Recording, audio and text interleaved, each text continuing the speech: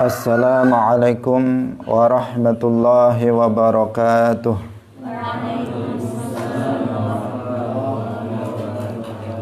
Alhamdulillahi rabbil alamin. Lahu ni'matu wa lahul fadlu wa lahul thana'ul hasan. Wa salawatullahil barrir rahim wal malaikatil muqarrabin ala sayyidina wa maulana Muhammadin wa ala alihi wa ashabihi tayyibin at-tahirin. Allahumma la sahla illa ma ja'altahu sahla wa anta taj'alul hazna idza syi'ta sahla. Allahumma arzuqna al-ikhlasa fin niyyati wal qawli wal amal wa ba'du. Ila nabiyil mustafa sallallahu alaihi wasallam wa ikhwanihi minal anbiya'i wal mursalin wa syuhada'i was salihin, khususan ila sultanil awliya Syekh Abdul Qadir al-Jilani wa Syekh Ahmad ar-Rifa'i wa Syekh Bahauddin an-Naqsyabandi wa Syekhina Abdullah al-Harari wa ila arwahi muassisi jam'iyyati Nahdlatul Ulama Syekh Muhammad Hashim Ash'ari wa Syekh Bisri Sansuri wa Syekh Abdul Wahab Hasbuwah wa ila arwahi jami'i ahli al-qubur minal muslimin wal muslimat wal mu'minin wal mu'minat min masyariqil ardi ila magharibiha, khususan ila arwahi abaina wa ummahatina wa ajdadina wa jaddatina wa masyayikhina wa masyayikhi masyayikhina. Al-Fatihah. A'udzu billahi minasy syaithanir rajim. Bismillahirrahmanirrahim. Alhamdulillahi rabbil alamin. Ar-Rahmanir Rahim. Maliki yaumiddin. Iyyaka na'budu wa iyyaka nasta'in. Ihdinas siratal mustaqim. Siratal ladzina an'amta 'alaihim ghairil maghdubi 'alaihim waladdallin. Amin. Hadirin hadirat kaum muslimin muslimat, pemirsa Madu TV rahimakumullah. Alhamdulillah, puji syukur marilah kita sampaikan kepada Allah Subhanahu wa taala pada pagi hari ini. Allah Subhanahu wa taala masih senantiasa melimpahkan nikmat-nikmatnya kepada kita semuanya, terutama nikmat taufik, sehingga dengan nikmat taufik tersebut kita semuanya terdorong dan bisa hadir dalam majelis ilmu agama. Semoga keberadaan kita dalam majelis ilmu ini mendapatkan pahala diterima oleh Allah Subhanahu wa taala dan mendapatkan pahala yang berlimpah nanti pada hari kiamat. Amin ya rabbal alamin.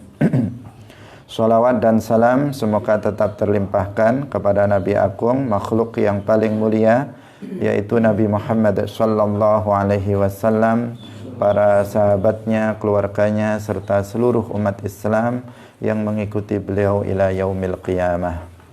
Hadirin hadirat rahimakumullah, mari kita memulai pengajian kita dengan tidak lupa mengikhlaskan niat kita lillahi ta'ala.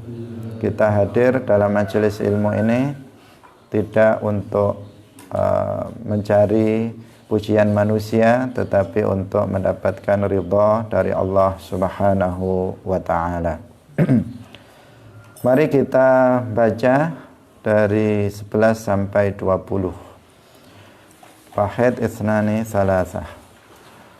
Wa wajibun syar'an 'alal mukallafi ma'rifatullahil 'ali fa'rifi ay'ariful wajiba wal muhala ma jaizin fi haqqihi ta'ala wa mithlu dha fi ruslillahi alaihi mitahiyatul ilahi wal wajibul aqli ma lam yaqbali al-intifa fi dhatihi fabtahili wal mustahilu kullu ma lam yaqbali fi dhatihi thubuta biddal awwali wa kullu amrin qabilin lil intifa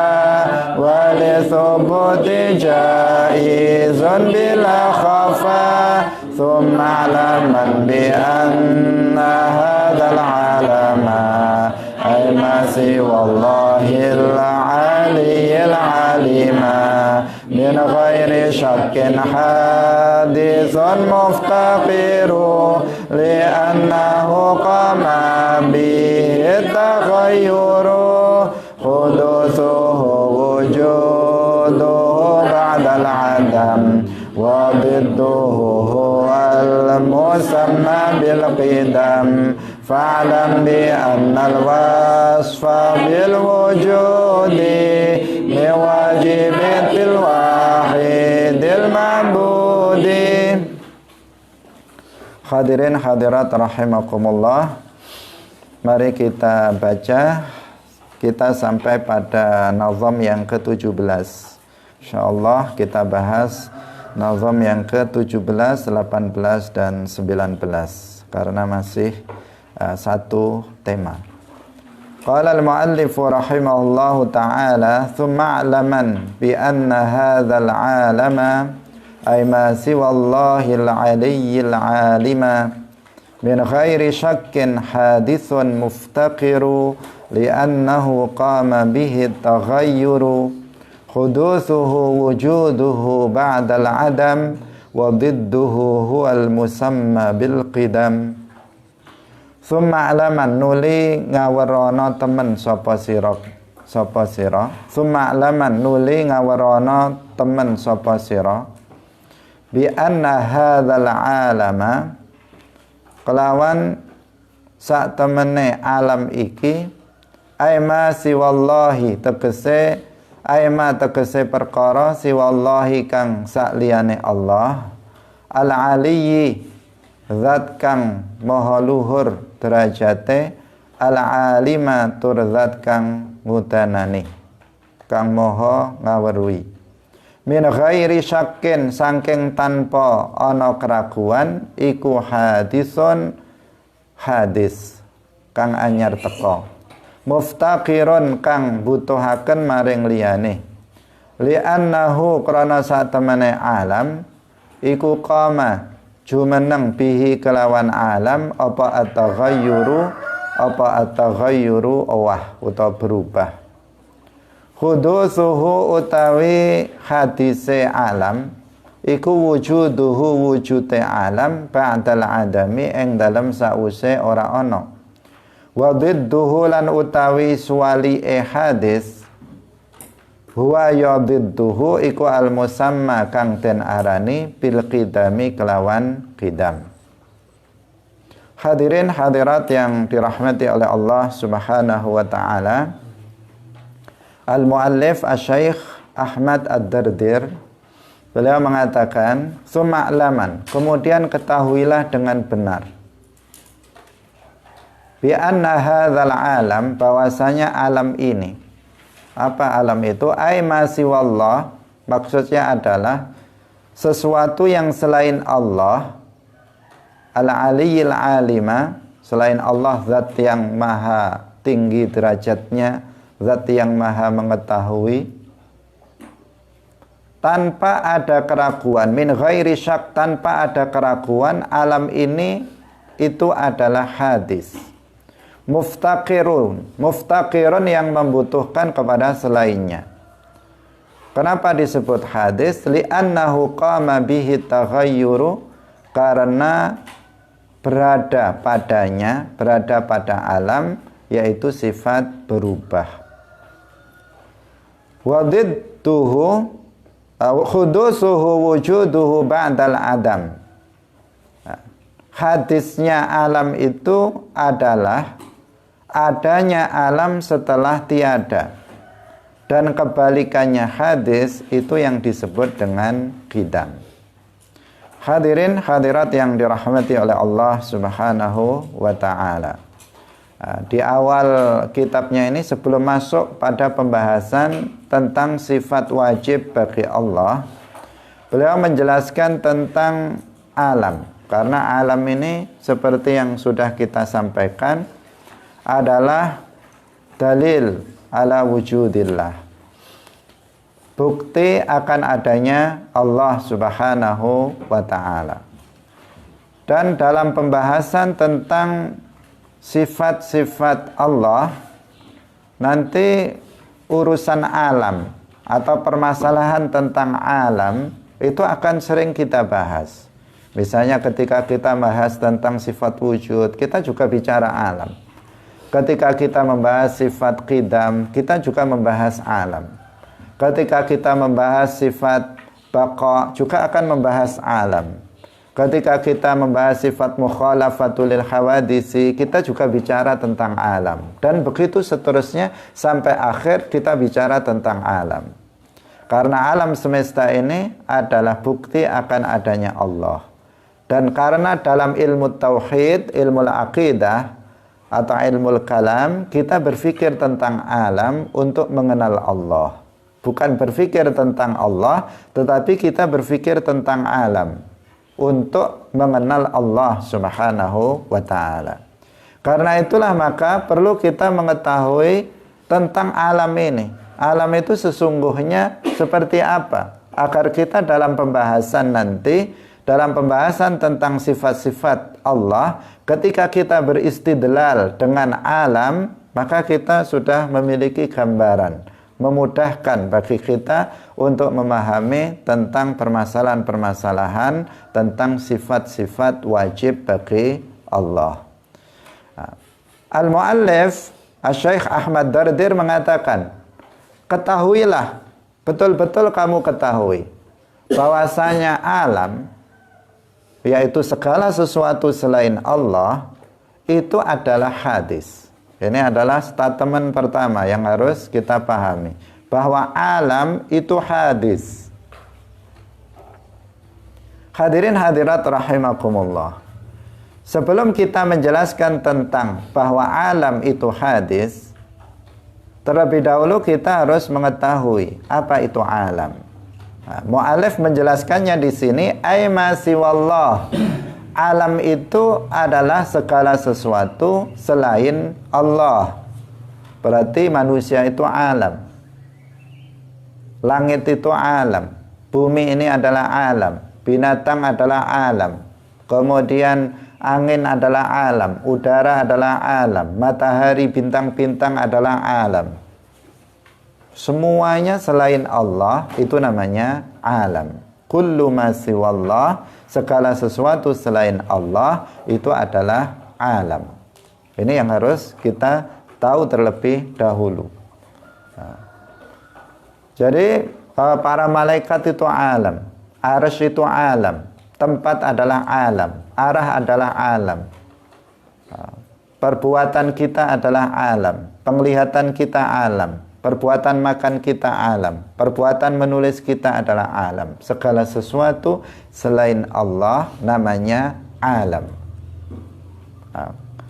Kenapa disebut alam dalam bahasa Arab? Karena dia menjadi alam, menjadi alamah ala wujudillah. Jadi penamaan alam dengan alam itu karena dia menjadi alamah ala wujudillah, menjadi tanda. Alamah itu adalah tanda akan adanya Allah Subhanahu wa ta'ala. Karena penamaan sesuatu dalam bahasa Arab itu terkadang didasarkan kepada sifat dari sesuatu itu.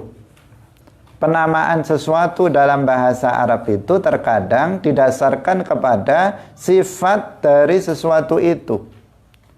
Karena alam, segala sesuatu selain Allah itu menjadi alamah ala wujudillah, maka segala sesuatu selain Allah dalam bahasa Arab disebut alam.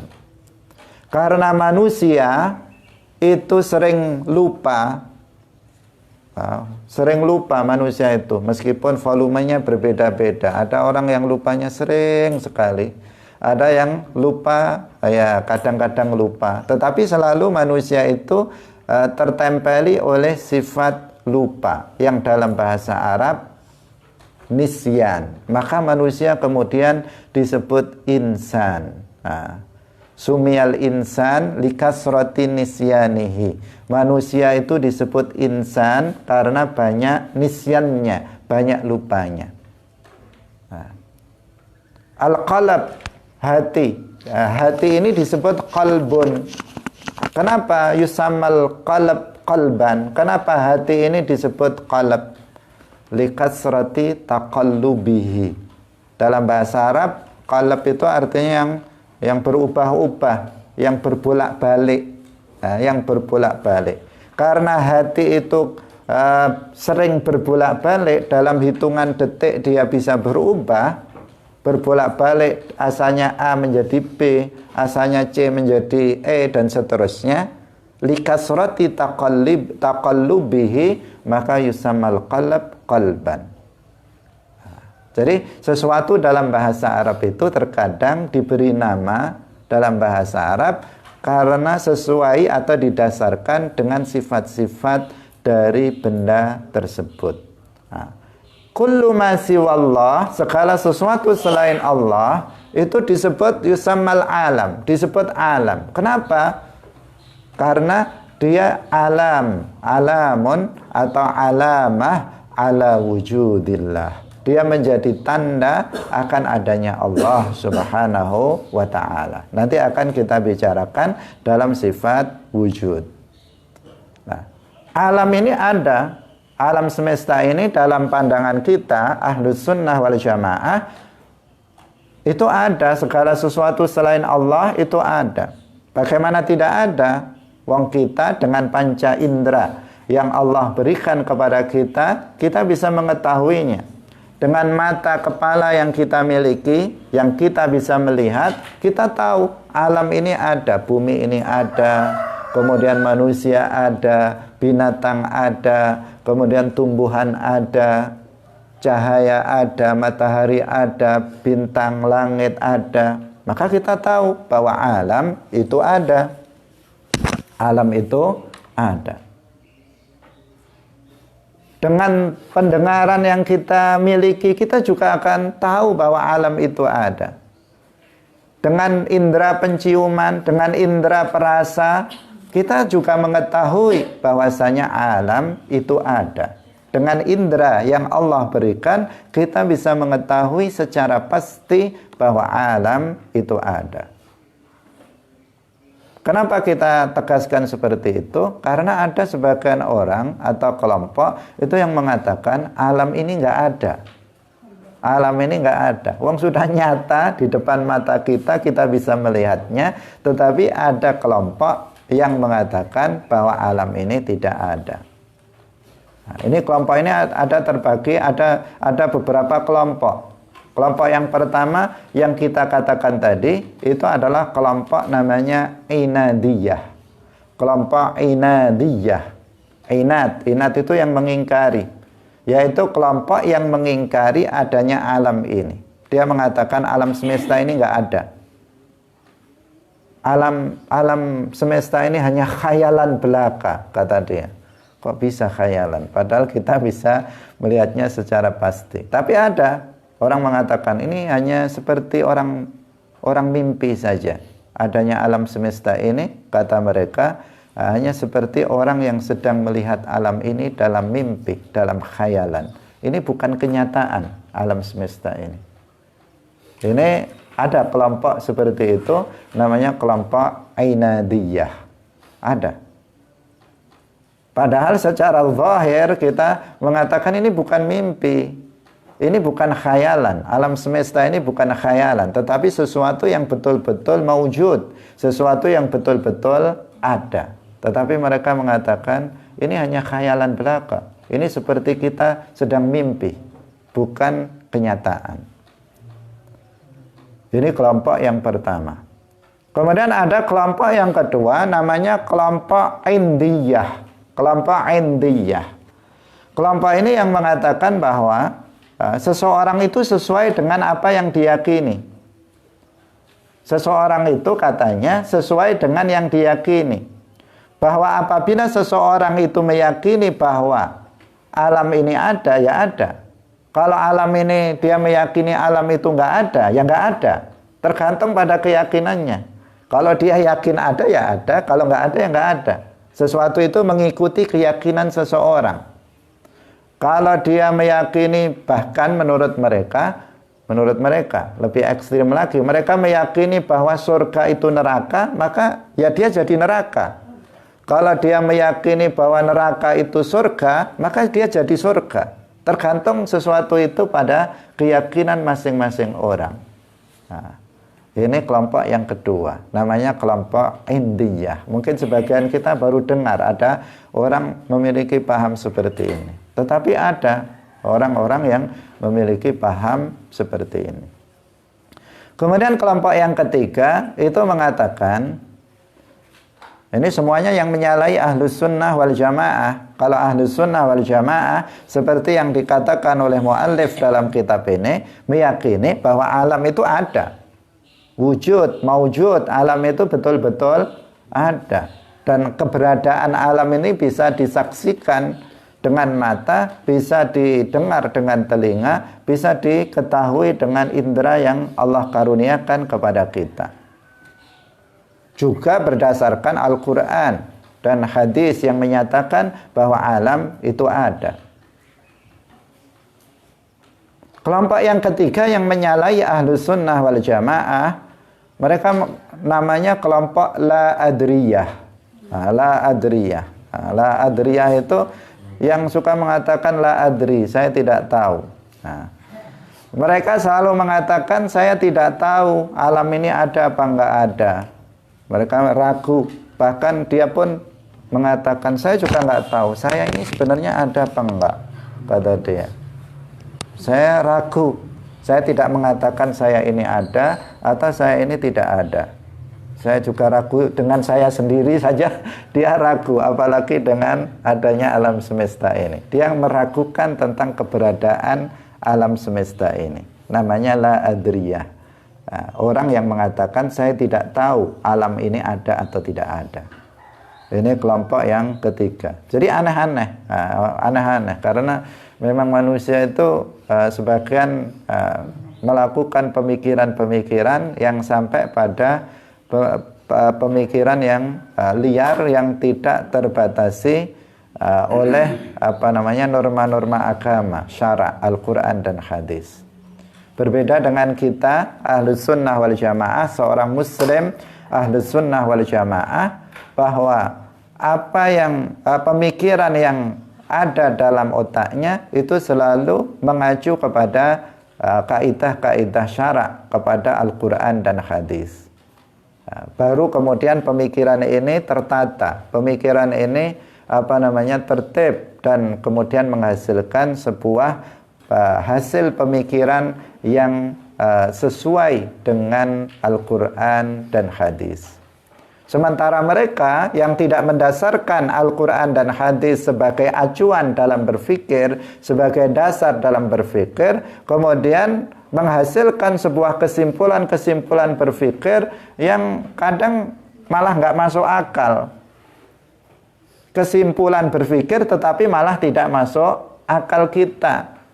Sampai mengatakan alam ini nggak ada. Ini bagaimana? Kok alam nggak ada sementara bisa dilihat? Ada yang berkesimpulan tadi yang kedua, semua sesuai keyakinan. Kalau kita yakin ada ya ada, kalau enggak ya enggak ada. Ini gimana seperti itu? Kita kan enggak tercerna di dalam pikiran kita yang sehat. Sampai yang ketiga tadi mengatakan bahwa saya enggak tahu ada apa enggak ada alam. Wong sudah nyata kok enggak tahu. Nyata adanya kok dia bilang enggak tahu kalau alam ini ada. Ini sesuatu yang akibat dari seseorang berpikir tetapi dia tidak menggunakan atau tidak mendasarkan pemikirannya kepada ketentuan-ketentuan syara. Hadirin hadirat rahimakumullah. Kita masih bicara tentang alam. Belum statement utamanya bahwa alam itu hadis. Ini yang utama yang kita bahas. Tetapi kita masih membahas tentang alam itu sendiri. Hakikat dari alam itu sendiri. Bahwa alam itu ada. Dan bahwa alam yang kita saksikan sekarang ini itu terdiri dari dua kelompok, bisa dikelompokkan menjadi dua bagian. Yang pertama namanya hajm, kemudian yang kedua namanya arad. Hajm itu artinya benda, yang kedua arad itu artinya adalah sifat benda. Al-hajm jamaknya ahjam. Kemudian arad itu jamaknya a'rad. Jadi hajm artinya benda atau jirmun atau hajm artinya benda. Kemudian yang kedua namanya adalah arad, yaitu sifat benda. Kalau kita perhatikan semua alam, jenis-jenis alam di alam semesta ini semuanya terdiri dari dua itu. Misalnya saya ada bendanya, kemudian ada sifat benda. Kemudian misalnya meja ini, maka dia ada bendanya dan ada sifat bendanya. Sifat bendanya ada luasnya, ada panjangnya, ada warnanya, ada tingginya. Itu namanya sifat benda. Ada benda, ada sifat benda. Manusia ada bendanya, ada sifat bendanya. Tembok ada benda, ada sifat benda.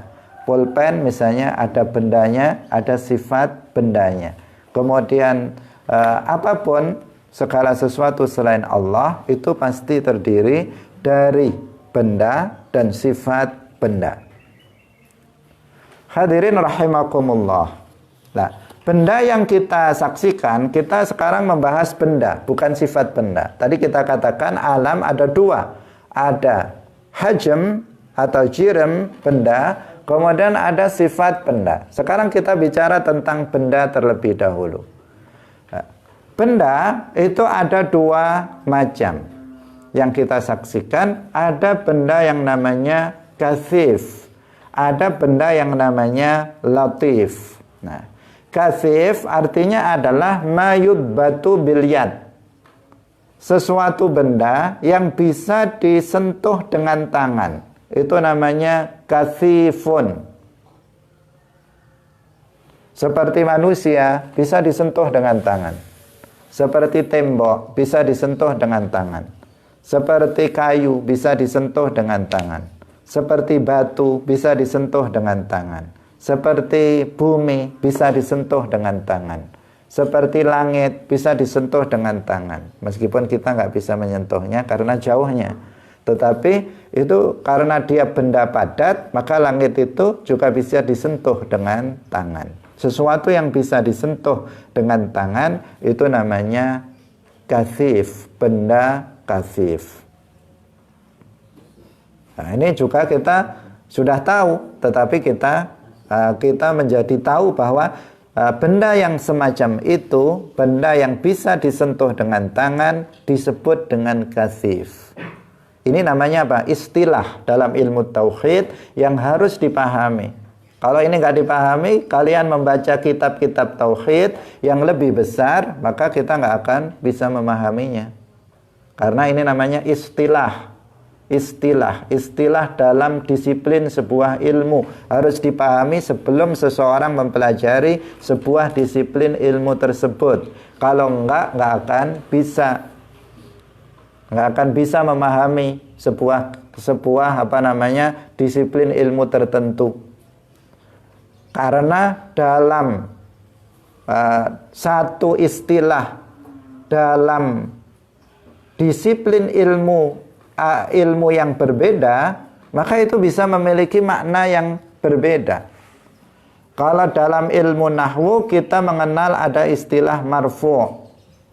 Dalam istilah hadis juga ada istilah marfu'. Sama atau tidak? Tidak sama. Lafadznya sama, tetapi maknanya berbeda. Dalam bahasa Arab kita juga ada kata-kata marfu' dari kata rafa'a, yarfa'u. Marfu'un wa dzaka marfu'un. Isim maf'ul. Dalam bahasa Arab dasarnya itu juga marfu'. Kalau kita mengatakan ini adalah hadis marfu', maka artinya apa? Bukan artinya ini hadis yang diangkat oleh orang-orang. Hadis kok diangkat? Enggak, itu lughatan secara bahasa. Tetapi ini menjadi sebuah istilah dalam mustalahul hadis bahwa ma udhifa ilan nabi, hadis yang disandarkan kepada nabi, maka itu namanya hadis marfu'. Maka nggak perlu kita katakan ini adalah hadis marfu', nggak perlu kita katakan ini adalah hadis yang diangkat. Jangan diartikan begitu. Orang nggak paham apa ada hadis yang diangkat. Kita katakan ini adalah hadis marfu'. Artinya orang tahu bahwa hadis marfu' artinya hadis ini dinisbatkan kepada Rasulullah Shallallahu Alaihi Wasallam. Atau ketika kita mengatakan dalam ilmu nahwu bahwa al-mubtada itu marfu', al-mubtada'u marfu'un. Apakah artinya yang disandarkan kepada Nabi mubtada itu? Enggak. Marfu'un artinya yang dibaca rafa, bisa di dhammah atau di tandanya bisa wawu atau bisa alif atau bisa thubutun nun, seperti yang kita pahami dalam ilmu nahwu. Maka kalau misalnya dikatakan dalam ilmu nahwu al-mubtada'u marfu'un, jangan diartikan mubtada itu diangkat.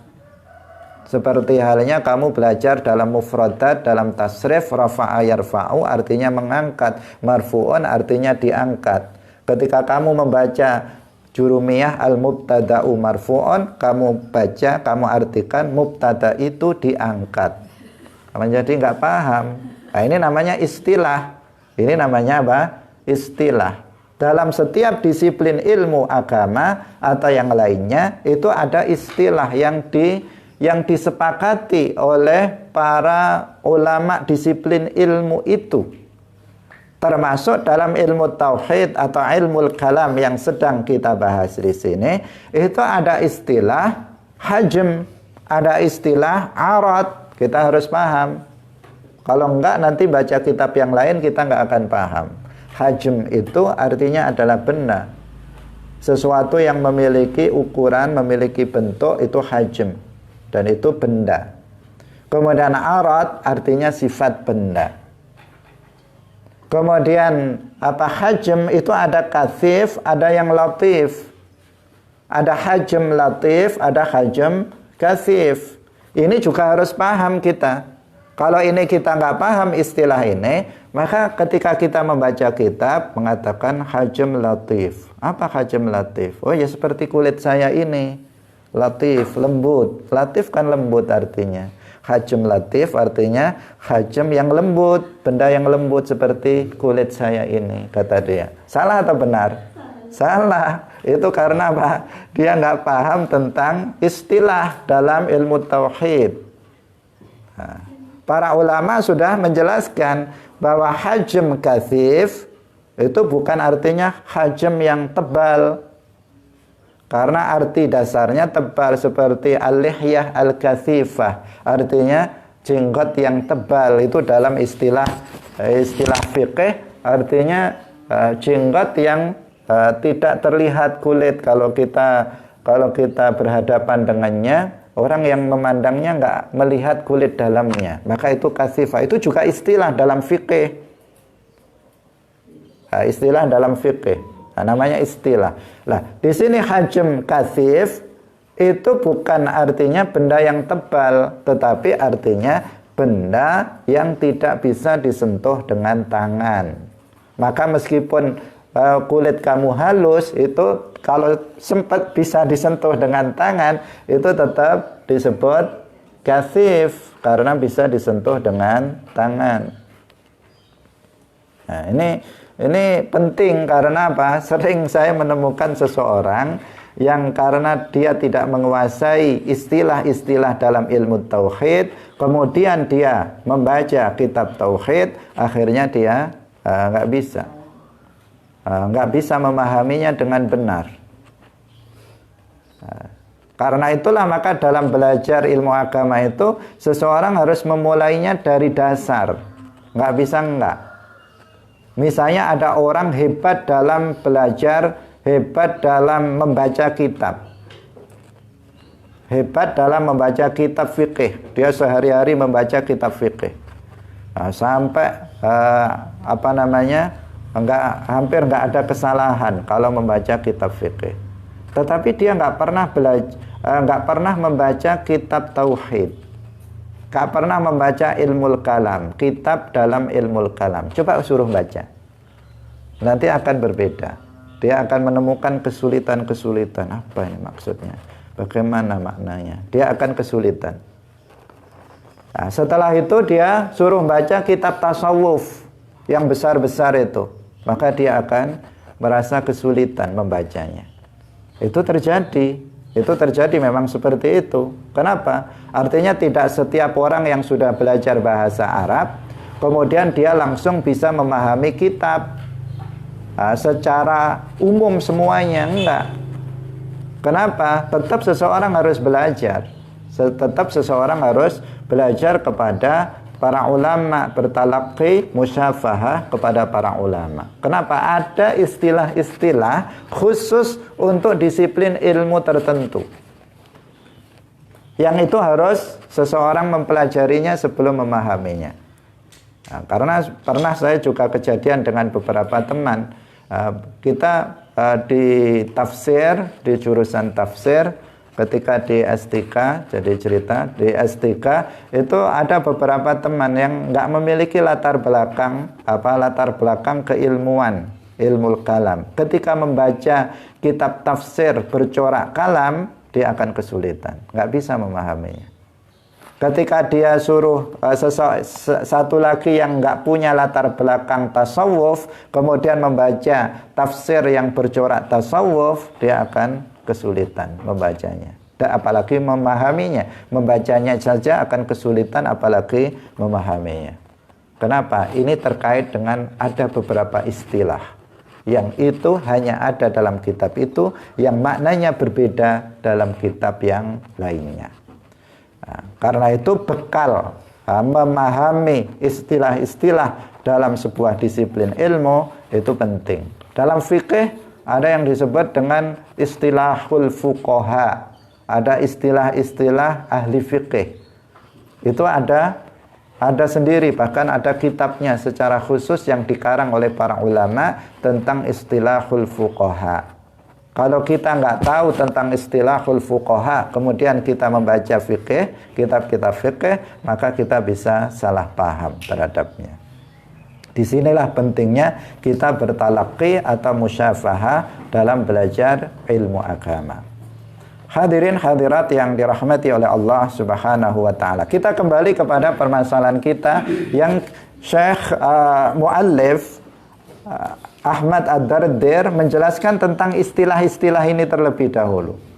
Ini alam. Apa alam itu? Kullu ma siwallah, segala sesuatu selain Allah. Itu yang disebut alam. Maka kalau nanti kita bicara alam, artinya ya segala sesuatu selain Allah, manusia, bumi, langit dengan segala isinya. Itulah yang dimaksud dengan alam.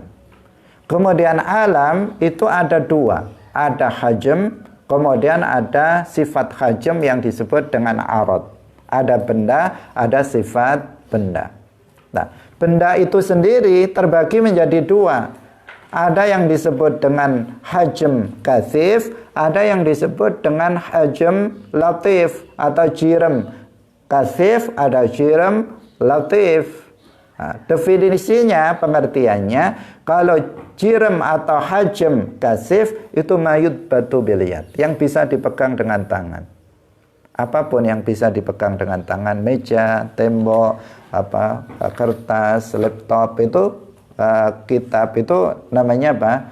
Kasif, namanya kasif.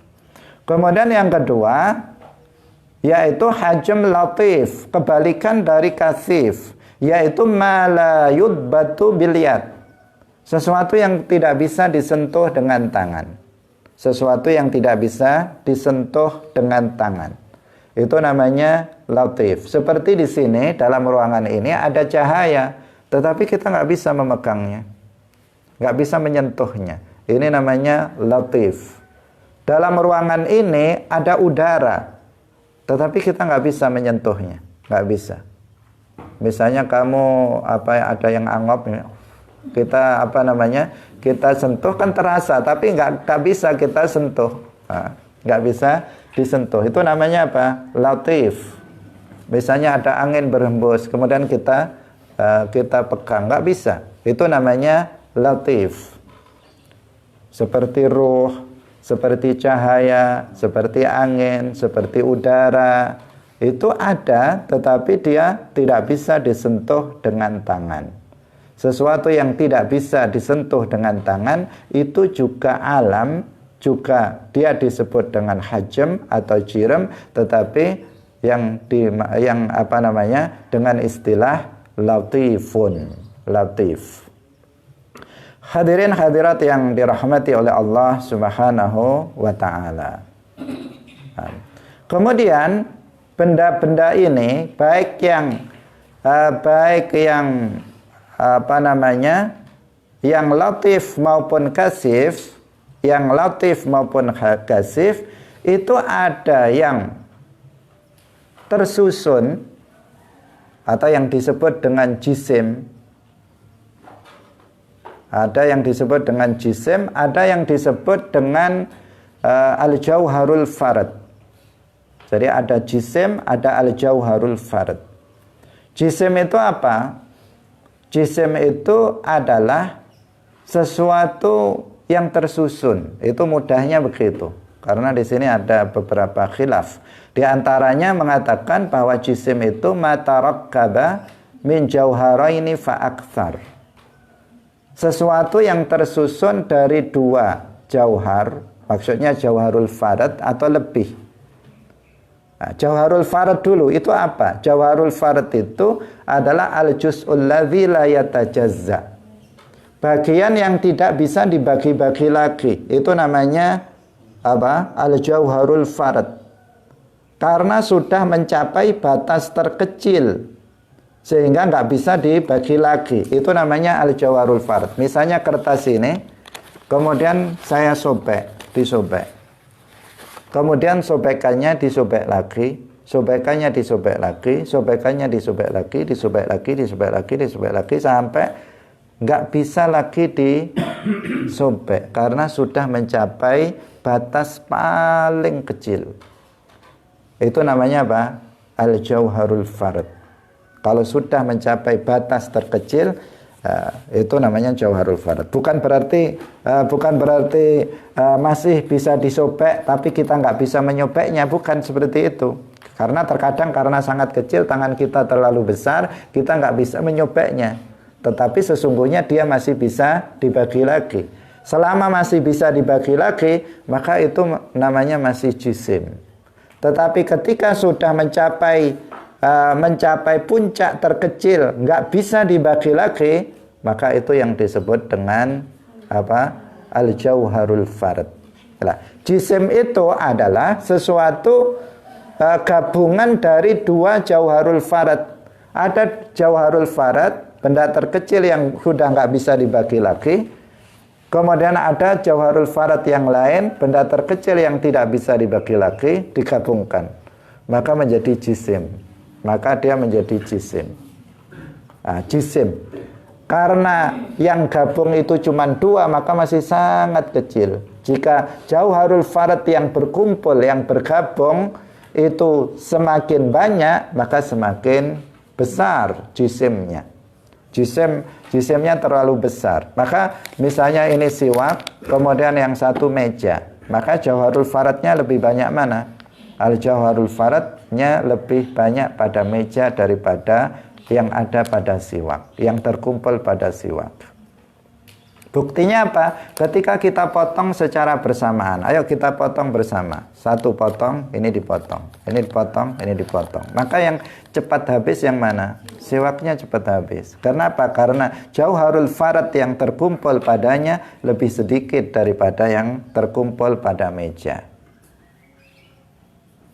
Nah, ini.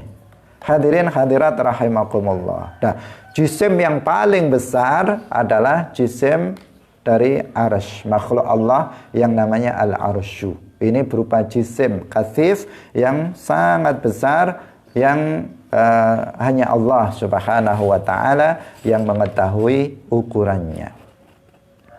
Kemudian yang berikutnya adalah arad, sifat benda. Tadi sudah sekilas kita sebutkan. Sifat benda itu seperti memiliki warna. Sifat benda itu seperti apa? Memiliki warna. Setiap benda pasti punya warna. Misalnya manusia, ada yang warnanya putih, ada yang warnanya hitam, ada yang warnanya kuning, ada yang warnanya coklat, sawo matang kulitnya. Semuanya punya warna. Manusia yang saya lihat di depan saya ini, semuanya ada warnanya. Ada nggak yang nggak berwarna? Ada, semuanya berwarna ya. Semuanya berwarna. Yang banyak coklat warnanya. Nah, seperti sawo. Tetapi apa? Setiap daerah juga beda. Ada sebagian daerah yang putih-putih orangnya. Nah, putihnya putih seperti kertas. Ada juga. Ada yang warnanya itu kuning. Nah, dan seterusnya. Nah, ini apa? Karena memang itu sifat benda, memiliki warna. Tembok putih, ada yang dicat hitam, ada yang dicat kuning, ada yang dicat merah, tergantung. Tetapi dia pasti memiliki warna. Tumbuh-tumbuhan berwarna hijau, langit berwarna biru, tanah berwarna apa? Coklat. Meja ini memiliki warna. Segala sesuatu selain Allah, alam semesta ini, dia memiliki warna. Itu namanya sifat benda, arad. Namanya apa? Aradun. Aradun, sifat benda. Nah, nanti Allah nggak boleh disifati dengan sifat benda, sehingga nggak boleh dikatakan Allah itu memiliki warna. Nanti akan kita bahas berikutnya. Ini kita masih membahas istilah. Sifat benda yang lain itu memiliki bentuk dan ukuran. Semua benda itu memiliki bentuk dan ukuran. Ada yang bentuknya bulat, ada yang bentuknya kotak, ada yang bentuknya lonjong, ada yang bentuknya seperti persegi tiga. Persegi tiga pun macam-macam. Kalau kita belajar matematika, mengetahui bentuk-bentuk suatu benda, itu ada yang begini, ada yang begini, ada yang macam-macam, ada yang menceng, ada yang berbagai macam. Itu namanya apa? Bentuk.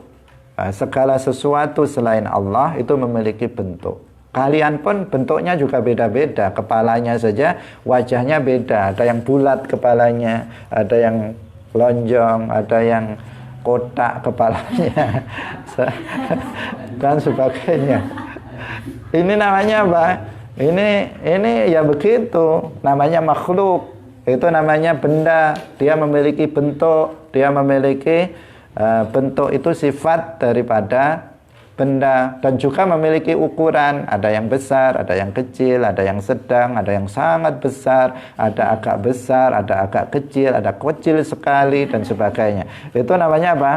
Sifat benda. Dan memang begitu, ini namanya sifat benda yang harus kita ketahui. Meskipun kita sudah tahu, perlu diberitahu bahwa ini sifat benda. Kenapa? Ini nanti akan kita bahas bahwa Allah itu nggak bisa dikatakan memiliki bentuk, ukuran, karena ini sifat benda. Dan Allah tidak serupa dengan benda. Dia bukan benda, tidak boleh disifati dengan sifat benda.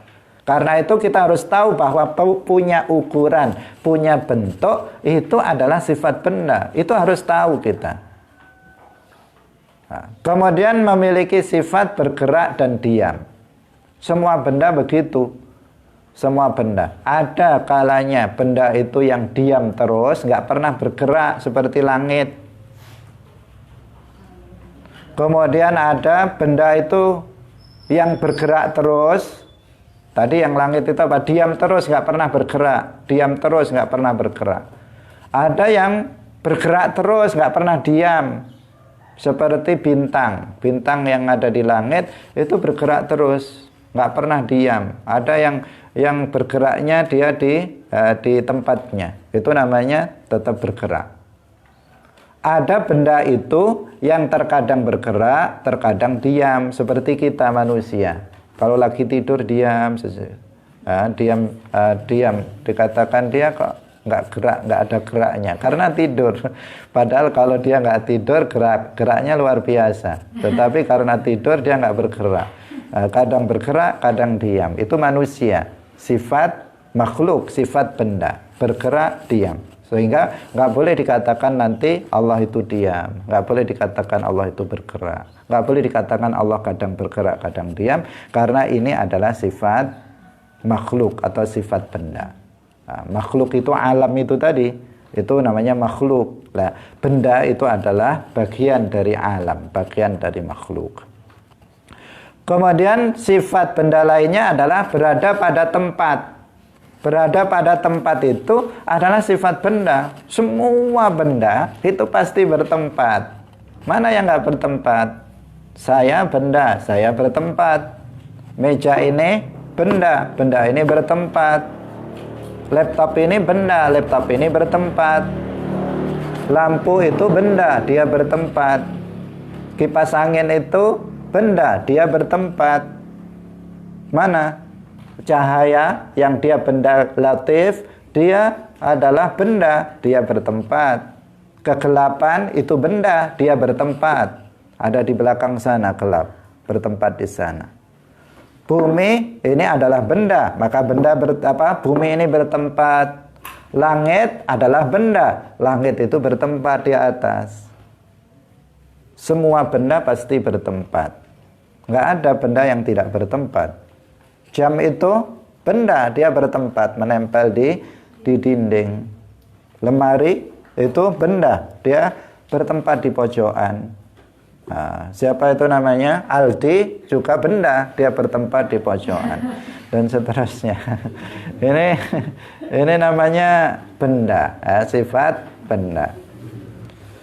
Berada pada tempat, sehingga nanti nggak boleh kita mengatakan Allah itu bertempat, karena bertempat itu adalah sifat benda. Kemudian sifat benda lainnya adalah berada pada arah. Berada pada arah. Semua benda pasti berada pada arah. Ada kalanya di depan, atau di belakang, atau di kanan, atau di kiri, atau di atas, atau di bawah. Saya itu berada di depan di depan kamu, di depan Hidayat.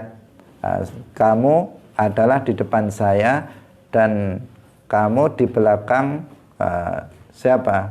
Itu pasti ada di depan, ada di belakang, ada di bawahnya, ada di atasnya. Kamu berada di atasnya lantai, kamu berada di bawahnya atap, dan sebagainya. Itu setiap benda pasti berada pada arah. Pada salah satu arah atau pada semua arah, tergantung dari sudut mana dia melihatnya, tetapi dia pasti berada pada arah tertentu. Karena itulah nanti nggak boleh dikatakan Allah itu berada di arah atas, arah bawah, nggak boleh, karena berada pada arah adalah sifat benda. Kemudian contoh yang lain adalah misalnya bersambung dan berpisah, menempel, berpisah, itu adalah sifat benda. Ada yang bersambung, ada yang menempel, itu sifat benda. Ada makhluk itu yang menempel, ada yang terpisah dari benda yang lain. Itu sifat benda. Sehingga nanti nggak boleh dikatakan Allah bersambung atau menempel. Nggak boleh dikatakan Allah itu di alam atau di luar alam. Karena itu adalah sifat benda yang Allah Subhanahu wa ta'ala itu bukan benda dan tidak disifati dengan sifat benda. Hadirin hadirat yang dirahmati oleh Allah Subhanahu wa ta'ala, ini kita masih menjelaskan tentang alam. Nah, belum statement utamanya yang harus digarisbawahi, alam itu hadis. Insya Allah akan kita jelaskan dalam pertemuan berikutnya bahwa alam itu hadis. Bagaimana kita mengatakan, membuktikan bahwa alam itu hadis, dan apa maknanya hadis, insya Allah akan kita jelaskan pada pertemuan berikutnya. Barakallahu fikum, wallahul muwaffiq ila aqwamit thariq. Wassalamualaikum warahmatullahi wabarakatuh. La ilaha illallah. Allahumma salli ala sayyidina Muhammad wa ala alihi wa sahbihi wa sallim. Rabbi ghfirli wa liwalidayya wa lil mu'minina wal mu'minat.